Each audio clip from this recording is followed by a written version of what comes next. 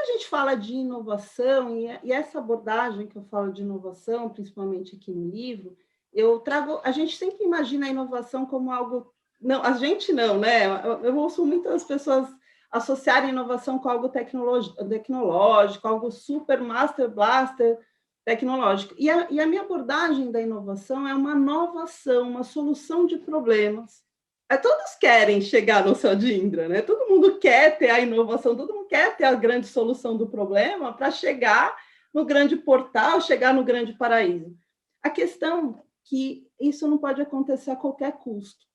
E é aqui que entra a questão da violência, né? Se a gente pensar que a violência é tudo que viola a vida, então, quando a gente começa a pensar na violência a qualquer custo, sabe, eu trago a inovação, mas eu não penso sistemicamente na forma que eu trago essas novas ações, né? Então, alguém sai, eu prejudico alguém ou alguma coisa no meio do processo, eu torno aquela ação violenta. Mesmo que eu resolva um problema, se eu resolvo um problema a qualquer custo, em custo de violentar algo ou alguém no meio do processo, talvez não valha a pena, né?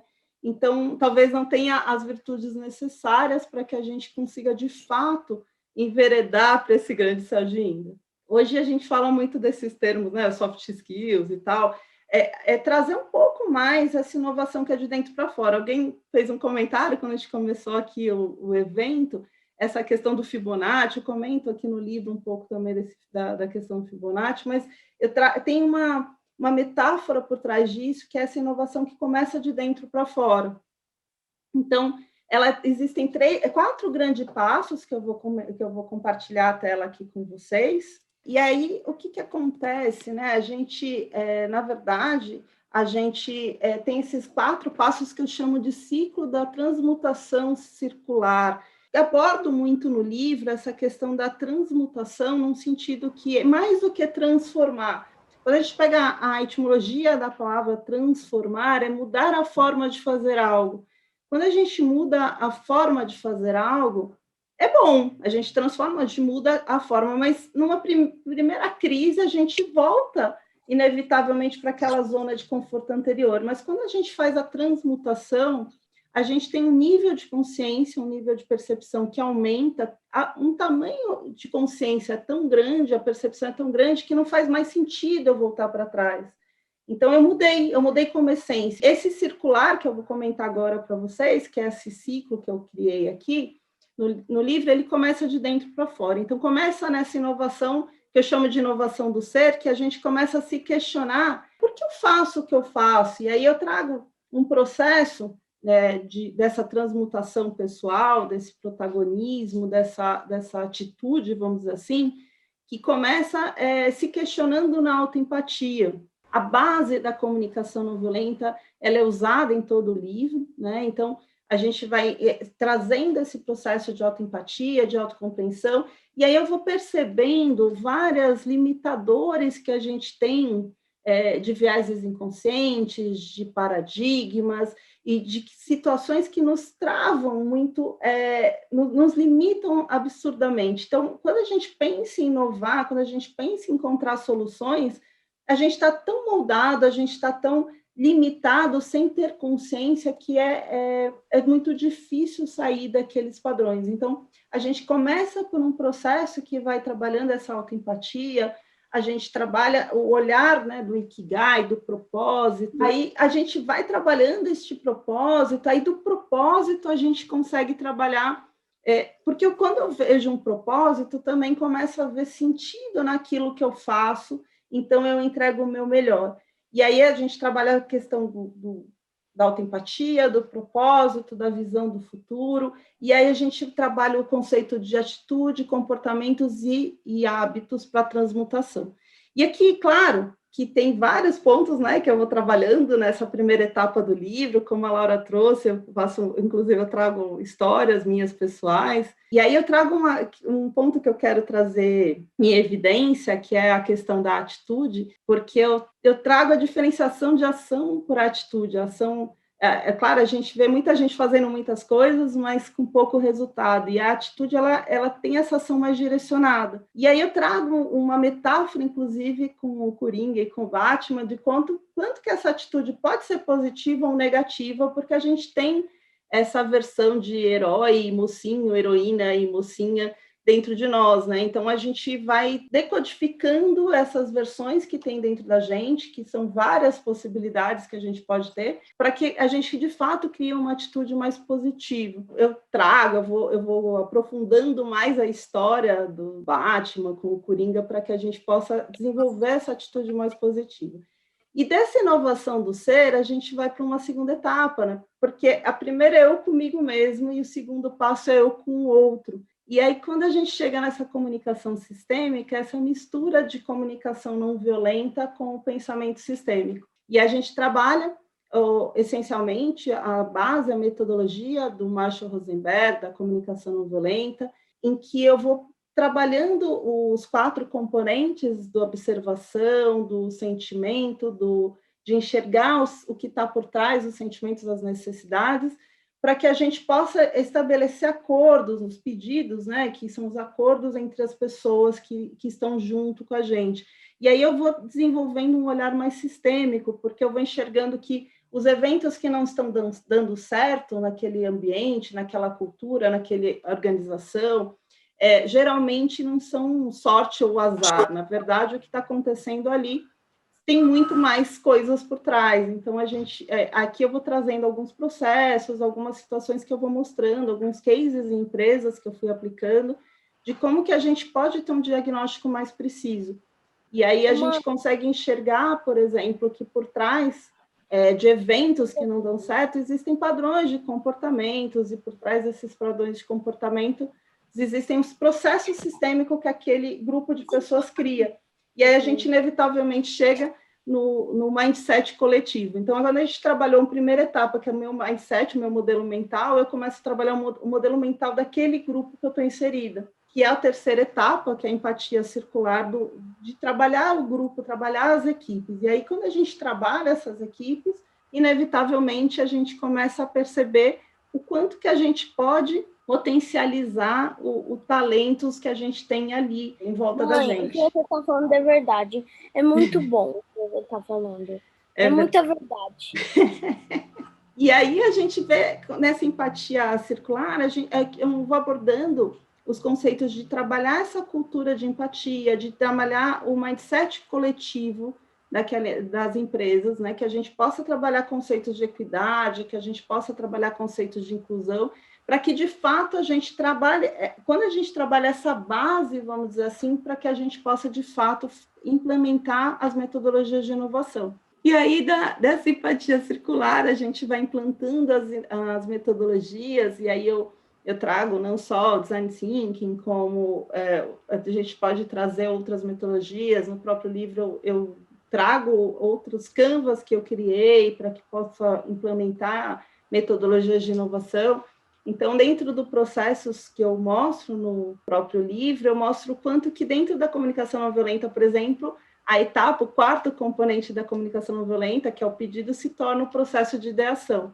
Na inovação não violenta, a gente começa a misturar mesmo a comunicação não violenta com esse processo do design thinking, e a gente começa a gerar esse processo de observação, de perceber as necessidades do outro, para gerar uma ideação, gerar um processo de prototipação, de experiência e, de fato, gerar um resultado. Então, cada processo desses, a gente vai mesclando muito da filosofia, do conceito, com processos, com etapas que a gente...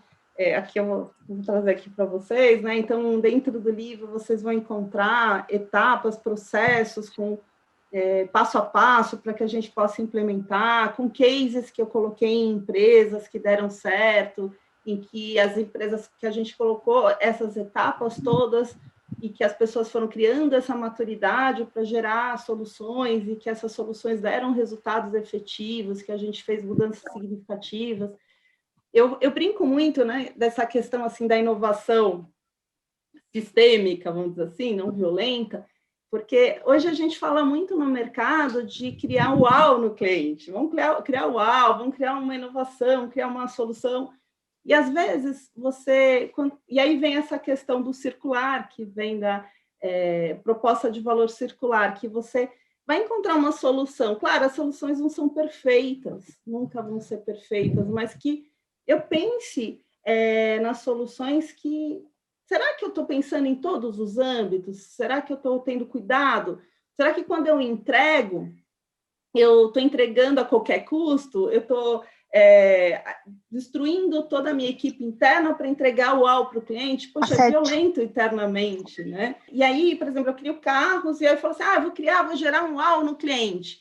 Legal, eu criei o carro Super Master Blaster Cluster, criei o uau, o cliente ficou super mega satisfeito, mas também esse é um carro que ele ficou tão caro que socialmente ele piorou as divisões sociais, né? E ele é um carro mais poluente que tem, então no meio ambiental também ele é violento. Então, toda vez que eu encontrar uma solução, não que as soluções são perfeitas, mas provocar as equipes para pensar nas soluções. É uma solução funcional, essa solução é econômica, essa solução pensa no social, pensa no ambiental. Então, a gente eu trago no livro, né, essa proposta de valor circular, de realmente pensar nas soluções que sejam menos violentas possíveis e que sejam pensem de uma maneira mais sistêmica possível. Então, quando eu falo da inovação não violenta, nesse sentido, sim, né, tem toda a base da comunicação não violenta, toda a filosofia e base da comunicação não violenta, mas também vem o pensamento sistêmico, também vem os conceitos da economia circular, que a gente reaproveita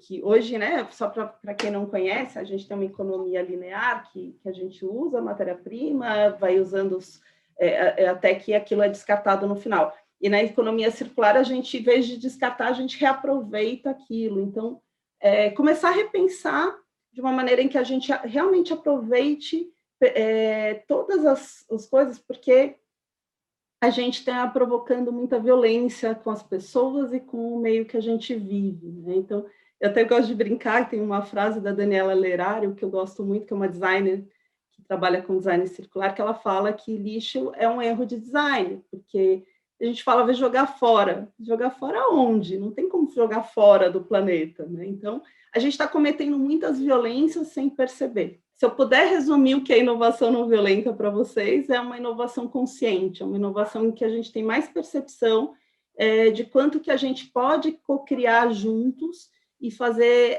soluções muito boas sem violentar tanto o meio e as pessoas que estão envolvidas. Eu vou fazer um exercício aqui com vocês. Quem me conhece sabe que eu sou artista plástica também, que eu gosto muito de arte. Então, eu vou fazer um exercício aqui com vocês. Eu vou propor que vocês fechem o olho e pensem numa pessoa que vocês amem muito. E aí, antes de fazer isso, peguem um papel, caneta, ou lápis, qualquer coisa. Não vai precisar mostrar, não vai precisar se expor. É só um exercício para que a gente, para mostrar para vocês esse conceito um pouco de uma forma mais lúdica aqui para vocês. Pense na pessoa que vocês amam muito, desenha. Agora desenha essa pessoa. Aí você fala assim, Fernanda, não sei desenhar, sacanagem, não vai precisar mostrar, não é provinha, não tem problema nenhum. Desenha o que souber. Mas desenha essa pessoa que vocês pensaram que vocês amam muito. Agora, a pessoa abriu a câmera, escolhe alguém. Aqui a gente tem 77 pessoas, escolhe alguém aqui com câmera ligada. E agora a gente vai fazer o desenho dessa pessoa. Aí vocês vão falar assim, mas Fernanda, sacanagem, né? Porque eu não sei desenhar. E você quer que eu desenhe a pessoa que não precisa mostrar. Então, fica de boa, porque se ficar ruim, ninguém vai saber. Não tem problema, né? Então, escolhe alguém aqui e desenha a pessoa. Vou contar para vocês o que é esse exercício aqui. O primeiro desenho a gente fez de memória. E desenhos de memória são extremamente difíceis. Tem alguns artistas que têm uma habilidade assim, muito fora do comum, que fazem desenhos de memória, mas é extremamente difícil. A gente desenha sempre por referência. Inclusive, pinturas abstratas, teoricamente, elas são abstraídas de uma referência, né? A gente tem uma referência e a gente vai abstraindo e vai gerando o abstrato. É que eu falo teoricamente, porque depois o povo sai pintando qualquer coisa e fala que é abstrato, né? Mas, na verdade, assim, teoricamente, a gente tira de uma referência também e vai abstraindo o que a gente enxerga com o nosso ponto de vista daqui. Mas por quê? A gente precisa de uma referência quando a gente vai desenhar. O que acontece quando a gente não tem a referência, que é o que eu fiz com vocês no primeiro desenho, é que a gente vai buscar as nossas referências. E as nossas referências, elas são muito fortes, do 0 aos 7 anos. Né? Então, a gente constrói essa personalidade, essas nossas referências muito fortemente. Por isso que provavelmente o desenho de vocês ficou muito próximo de um desenho que você fazia do 0 aos 7 anos, né? Então, imagino, eu vou falar a minha referência, né? Que é aquela bolinha com os palitinhos que a gente desenha, né? Esse era o meu, agora cada um tem o seu. Mas a gente faz aquele desenho que é a referência infantil do 0 aos 7 anos. O segundo desenho, você vai falar, mas também é infantil, porque eu não sei desenhar. Né? Por eu não saber desenhar, claro, o desenho fica infantilizado, porque ainda tem minhas referências infantis. Mas tem uma diferença, porque a gente tem aqui a referência no segundo desenho. Então, eu posso parar, olhar a pessoa, enxergar o outro para poder fazer o desenho. Na verdade, pelo tempo que a gente desenha aqui, a gente já tem um sinalizador de que a gente não para tanto assim para ver o outro, né?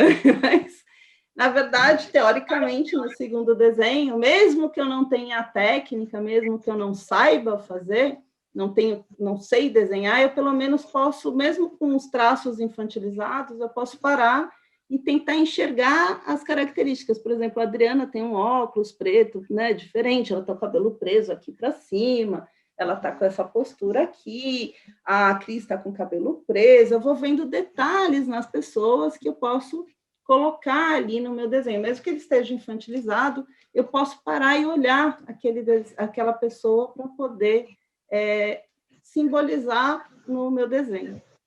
E aqui o que eu falei agora é da autoanálise. Vocês têm 3 possibilidades que aconteceram no desenho de vocês. Tá? A primeira possibilidade é que os 2 desenhos ficaram extremamente parecidos. Quase iguais. Né? A segunda possibilidade é que realmente ficou bem diferente um do outro. Os 2 infantilizados, não sei desenhar sem técnica, mas estão bem diferentes. E a terceira possibilidade é que ficou uma mescla das 2 coisas. Ele começou diferente, depois no fim foi ficando meio parecido. E eu quero fechar aqui o conceito da inovação não violenta com essa metáfora dos desenhos que a gente fez agora.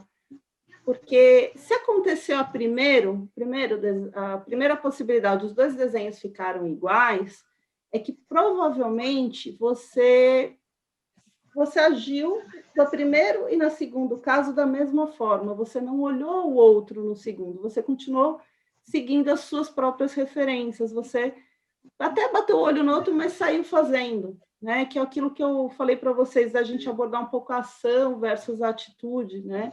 A gente sai fazendo, e esse sair fazendo automatizado, sem pensar, sem direcionar, sem realmente enxergar o que é nossas referências, o que é referência do outro, muitas vezes vai nos levar para esse automatizado de fazer nossas referências.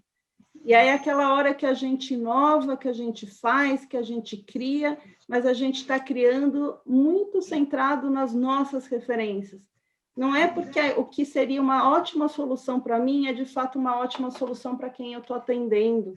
Então, a gente precisa se desvencilhar um pouco das nossas referências. Eu acho que esse processo de empatia, de entender realmente o outro, eu conseguir sair da minha referência, compreender que existe um universo diferente do meu, é muito importante. Eu gosto até de usar uma metáfora da empatia, né? Quando a gente põe a mão no braço da outra pessoa, a gente não sente o braço da outra pessoa, a gente sente a nossa mão no braço da outra pessoa.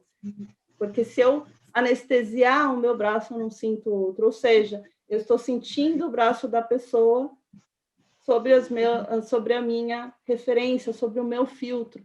E esse é um cuidado que a gente precisa ter. Será que a gente está inovando? Será que a gente está fazendo? Será que a gente está tentando fazer com a melhor das intenções, mas não está realmente fazendo para o outro ou como se fosse só para a gente?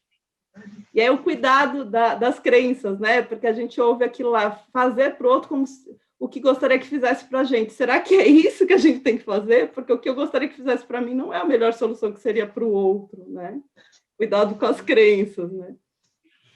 A segunda possibilidade, que eu falei que os dois ficaram bem diferentes, parabéns, porque você realmente está olhando para o outro, você realmente parou, você realmente, mesmo sem a habilidade, você está aprendendo no seu processo, mas você teve o seu momento da sua referência e você parou para enxergar o outro. E aí, enxergar o outro é realmente parar, enxergar, ver as características do outro. Isso leva tempo, isso leva um investimento muito grande de tempo, de desenvolvimento. E que bom, né? Se você está nessa segunda possibilidade, então você está bem dividido. Agora, o mais perigoso, na minha opinião, é a terceira possibilidade, porque aí ela traz uma ilusão, né? Na verdade, você... E essa, por que ela é mais perigosa? Porque a primeira, você tem clareza de que você ainda não está enxergando o outro, então você percebe que você precisa melhorar nesse ponto. Agora, a terceira, você é perigosíssima, porque você até parou. Na hora que eu falei, para ver o outro, você até parou para ir lá olhar o outro. Ah, legal, a pessoa tem essa característica, o Roger tem esse cabelo aqui, né? Ele está lá, esse jeitão dele aqui, eu vou fazer o cabelo dele. Aí eu vou lá e como for para o meu desenho, sabe o que eu faço? Eu olhei a referência dele, mas eu fui para a ação e me envolvi tanto na minha ação que eu esqueci de olhar para ele mais, né? E o que é pior? Por que essa é a pior? Porque eu me iludi que eu estou olhando para ele, eu me iludi que eu realmente vi a referência dele. Só que na base, eu só olhei no primeiro momento a referência dele. E o primeiro momento que eu olhei da referência dele, eu olhei com julgamento, olhei com as minhas avaliações, eu olhei com todos os filtros que eu tenho, eu não consegui de verdade olhar ele.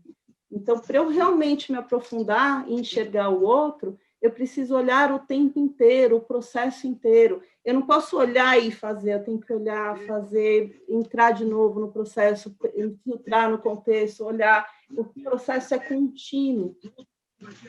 E por que eu falo que talvez seja a pior fotografia? Isso é uma fotografia, né? Não é uma condenação, mas é uma fotografia que nos traz um pouco de reflexão.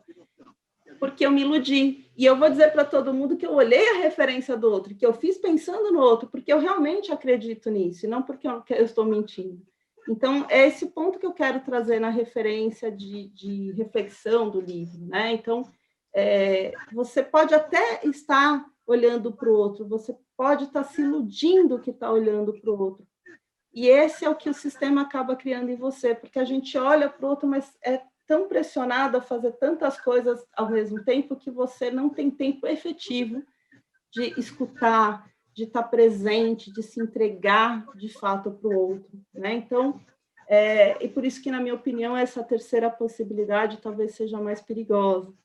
E eu quero fechar aqui para vocês esse conceito do livro, já que eu comecei com a filosofia indiana, trazer uma filosofia japonesa, que eles falam eu falo bastante do Ikigai no livro, né, desse conceito do Ikigai, mas dentro do Ikigai existe um conceito que eles falam que é o Kaikai e Mankai, né? Eles falam que quando algo